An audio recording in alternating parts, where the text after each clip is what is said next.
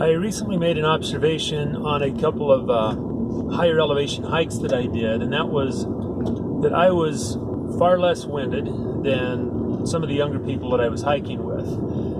And despite all of us being in relatively good shape,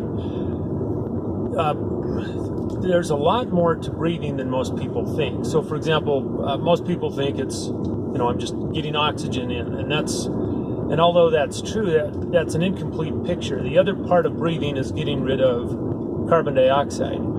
And the rate at which you breathe, or the rate at which you feel like you need to breathe, is determined by the level of CO2 in your system. As you work hard, you burn fuel and you generate CO2 or carbon dioxide as a byproduct.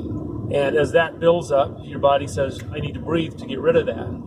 And so when you breathe, you purge out the CO2 that's in your system.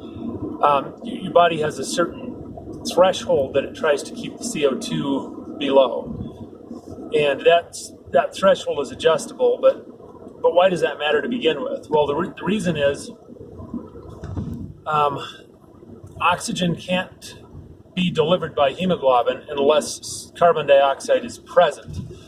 So if you end up, for some reason, with a CO2 deficiency, the hemoglobin is unable to deliver oxygen to the cells.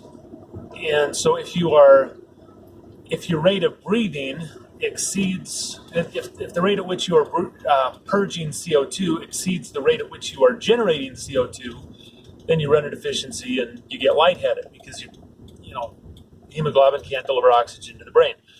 So if people panic and they breathe really hard, well, they're not doing any work to justify the heavy breathing, and so they end up blowing out all their CO2, and then they get lightheaded and they need a paper bag to recapture the CO2, etc. So what happens is most people chronically overbreathe. They breathe a lot more than is technically needed. And the reason is the CO2 level with which they're comfortable is quite low.